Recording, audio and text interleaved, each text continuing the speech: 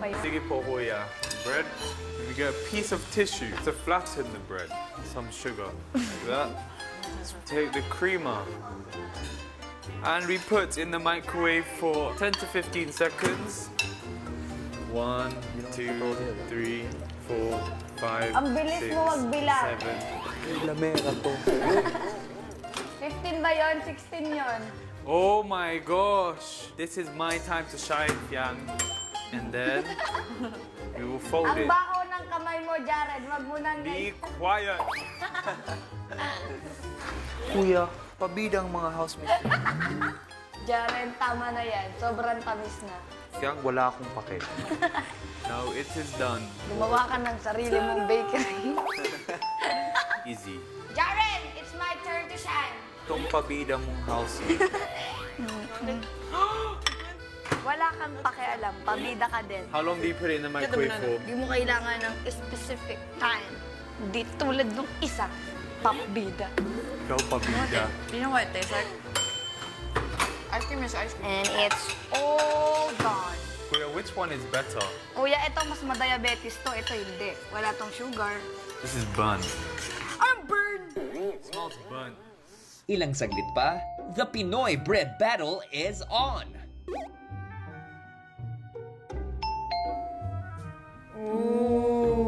Kuya took a bigger bite out of mine. Bakit kayo nakangiti? Kasi natikman mo yung specialty namin. Opo, Kaya kuya. masaya kami. Bakit mas malaki yung kagat mo kay Jaren kaysa sa akin? Una sa lahat, ano ba ang tawag nyo dyan? Ang tawag niya, kuya, chocolate. Pakispell. C-H-O-L-A L-A-L-A-O-L-A-T-E.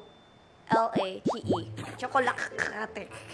Hirap naman bigkasin yan. Diba? Unique nga kasi siya. Kaya ang hirap din palang kagatin. Mine is a sweet roll. O, sa tingin nyo, alin dyan ang mas masarap? Sa akin po, kuya. Akin, kasi it has vitamin A to Z, antioxidant, anti-aging, it has glutathione. Pinaka-importante sa lahat, hindi ka magkaka-diabetes dyan. It's much softer. Ito po bato. That's why her teeth chipped earlier. Because Sira yung ngipin ko. Wala akong kinaing matigas, hindi ko alam bakit natanggal eh. Kaya mo pala pinatikim sa akin.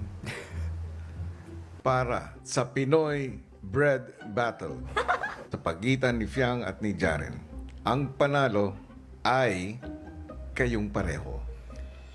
It's a tie.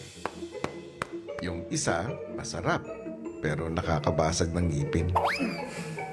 Yung isa, masarap, pero parang nakakabulok ng ngipin sa tamis. Sabi ko naman. So, it's a tie. Thank you, kuya. I basically won. He just didn't want to say to me. Wala akong pakialam. Sa sumunod na araw, kakaibang vibe naman ang gumising sa housemates. Oh, best friend. That's my best friend. When I heard the wake-up call, first thing I thought about was, now there's 8 of us. Akala ko nananaginip pa ako pero it's actually real.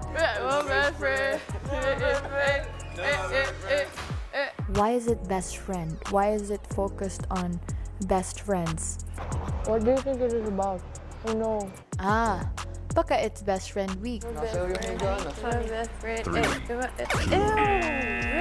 Not yet. Disgusting!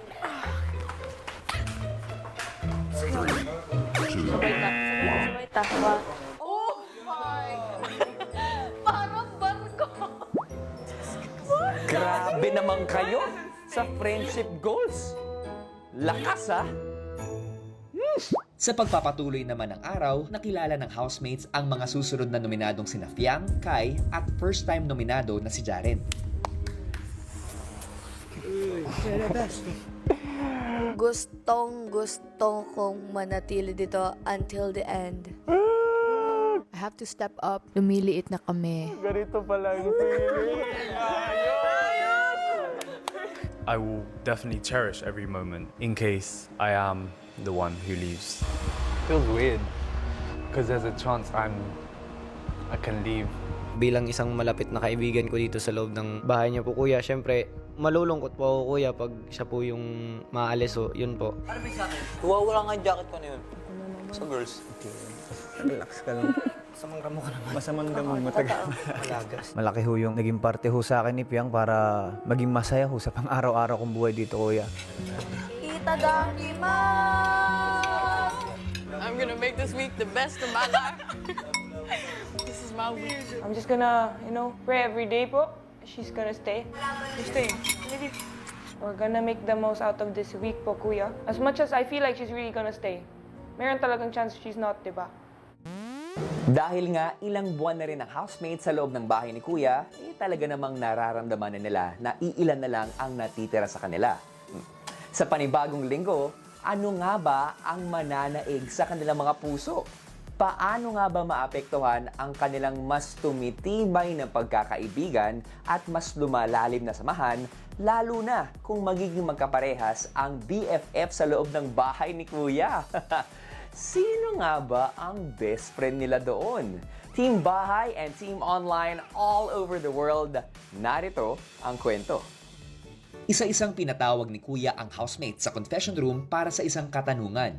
Dito, sa bahay ko, kaninong housemate ka pinaka-comfortable?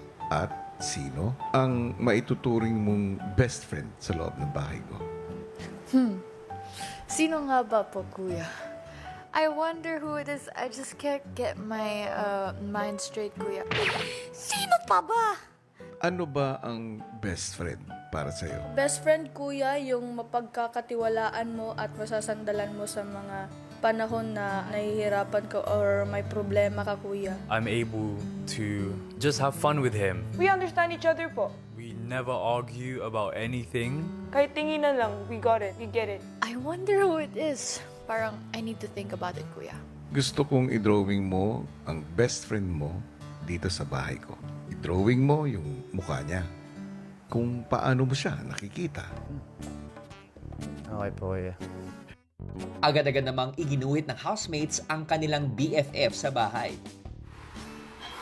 We explore and learn many things po together. And they feel like we look like a 2-in-1 po, kuya, kahit hindi.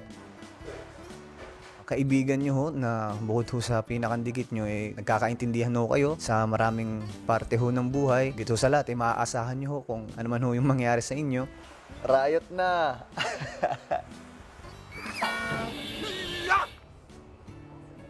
Kusa ka na lang napapasaya ng kaibigan. Malungkot man yung araw o masaya, kuya, nandun pa rin siya para sa'yo, kuya. Every time na down ako, parang siya yung masasandalan ko, ganun. He reminds me of all my best friends in London, Kuya. A combination, all the personalities and all the great aspects of my best friends in London. Kuya, it was just destiny. Like, I didn't even force anything to happen. None of us did. It was just the vibe. Her vibe, my vibe. It just... Feeling artist.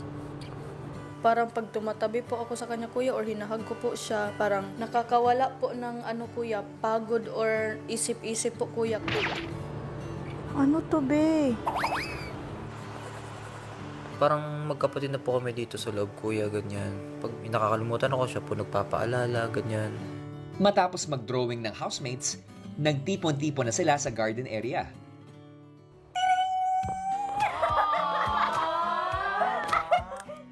Yung best friend ko, mahilig kumain ng tinapay. Tapos mahilig magpatawa. Tapos nakita nyo yung bahay ni Kuya sa likod namin. Kasi dito ko na-feel na hindi lang siya best friend, tinuring ko din siya as kapatid. Kung nakasama ko siya, feeling ko nayayakap ko yung kapatid ko. Si Jippy! May mga problema po ako, ganun. Sa kanya rin po ako nagsasabi, ganyan. Lagi niyang sinasabi sa akin na, JP, kung ano mang mangyari, sabi niya, ha, mag-iingat ka dito, sabi niya. Si JP naman ang sunod na nagbahagi. Panabang. Okay, ako naman. Huwag mo na. Ang museum yan, ah! Itong best friend ko, hindi ko lang siya best friend. Para ko na rin siyang nakakatandang kapatid. Para ko na rin siyang ate. Masayahin, magaling kumanta. O pag natawa siya, may housemate tayo. Lagi may housemate. Sabay-sabay tayo. 1, 2, 3. Ate Colette. Hindi ako, kuya. Hindi yun ako. Alam ko, kuya, hindi yun Charot. Bakit ganon ang muka? Ang ngipin, napakalaki. Matapos si JP, nagbahagi na rin si Kai.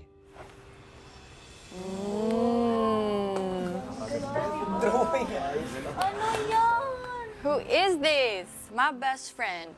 She's loud in a good way. Sometimes she's OA, and I feel like it's a good match. We might play fight all the time, but I know deep inside she loves me very much. My best friend is Ray. Kai made me understand more why I feel this way. Kasi despite me being expressive, there are times po na I don't understand why I feel that way. Opening up to her when I don't feel good po, kuya. It makes me understand what I feel is valid. I'm feeling like this because I'm supposed to.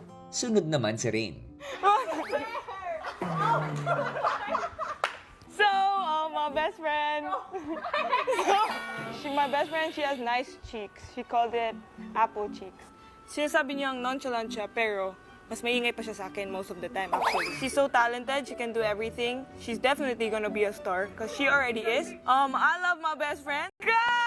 Oh my God! It's important to be able to have a bond with someone. Kasi in the end of the day, kuya, we all go out of this house. What's something that we can continue that we did from this house is our friendship and the relationships that we built all throughout the stay. Kaya yun lang yung makakontinue namin in the outside world, which will even blossom into a bigger bond and friendship.